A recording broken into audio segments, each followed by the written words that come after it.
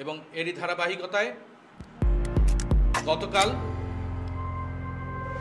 বিকেলে বরিশালের বাকেরগঞ্জ এলাকার একটি স্থানে একদল ডাকাত সংঘবদ্ধ হয়ে ডাকাতের প্রস্তুতি নিচ্ছে বলে আমরা খবর পাই। পটুয়াখালী এবং এই অঞ্চলের বিভিন্ন জায়গায় বিভিন্ন রকমের ডাকাতির ঘটনা ঘটেছিল। এই সকল ডাকাতির ঘটনায় এই এলাকাবাসীর জানমালের বিভিন্ন ক্ষতির সম্মুখীন হয় এবং সেগুলো আপনাদের মাধ্যমে বিভিন্ন সময়ে বিভিন্ন সংবাদপত্র, ইলেকট্রনিক এবং প্রিন্ট মিডিয়া ও সামাজিক যোগাযোগ মাধ্যমে ব্যাপকভাবে আলোচিত হয়ে চাঞ্চল্যের সৃষ্টি করে। এর ফলশ্রুতিতে র্যাপিড অ্যাকশন ব্যাটালিয়ন র্যাব ফোর্সেসের যে গোয়েন্দা নজরদারি, সেই গোয়েন্দা নজরদারি আমরা বৃদ্ধি করি এবং এরই ধারাবাহিকতায় গতকাল বিকেলে বরিশালের বাকেরগঞ্জ এলাকার একটি স্থানে একদল ডাকাত সংঘবদ্ধ হয়ে ডাকাতের প্রস্তুতি নিচ্ছে বলে আমরা খবর পাই এবং তার ফলশ্রুতিতে র্যাব ৮-এর একটি আভিযানিক দল সেখানে অভিযান পরিচালনা করে বরিশালের বাকেরগঞ্জ থানার ওই অঞ্চল মহেশপুর অঞ্চল থেকে ৩ জন ডাকাতকে আমরা গ্রেফতার করতে সমর্থ হই। সেই ডাকাত ৩ জন হচ্ছেন আব্দুল হাকিম, আব্দুর রহিম হাওলাদার এবং মিজান চৌকিদার। আব্দুল হাকিম, যিনি প্রায় ২০ বছর ধরে বিভিন্ন ডাকাতির সাথে সম্পৃক্ত ছিল এবং তার বসত ঘরের নিচ থেকে মাটি খুঁড়ে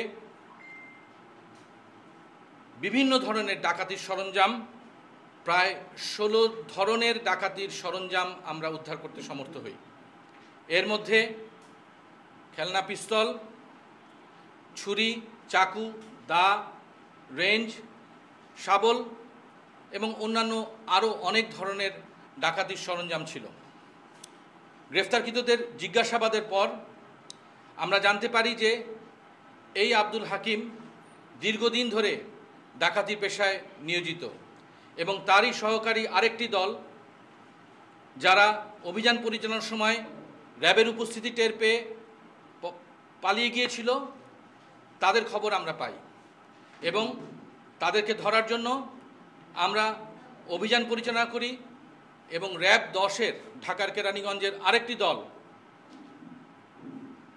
ধলেশ্বরীর টোল প্লাজা থেকে এই গ্রুপেরই আরও ৫ জন সদস্য তাদেরকে গ্রেফতার করতে সমর্থ হয়।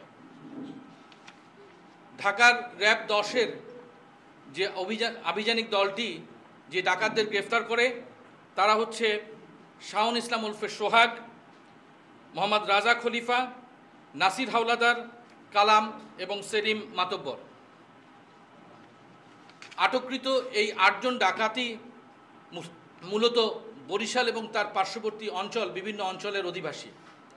তারা দীর্ঘদিন ধরে নিজেরা বিভিন্ন অঞ্চলে ডাকাতি পরিচালনা করে আসছিল। শুধু বরিশাল বিভাগের বিভিন্ন জেলায় নয়, বরঞ্চ ঢাকা, মুন্সিগঞ্জ, কেরানীগঞ্জ ইত্যাদি এলাকাতেও তারা বিভিন্ন সময় ডাকাতি কার্যক্রম করেছে। এদের প্রত্যেকের নামে একাধিক মামলা রয়েছে। আপনারা জেনে আশ্চর্য হবেন যে এই আব্দুল হাকিম অথবা হাইক্কা ডাকাত, তার বিরুদ্ধে 10টি ডাকাতি মামলা আছে এবং অন্যান্য সোহাগের নামে 8টি এবং অন্যান্য আরও যাদেরকে আমরা ধরেছি তাদের প্রত্যেকের নামেই একাধিক ডাকাতি এবং অস্ত্র মামলা রয়েছে।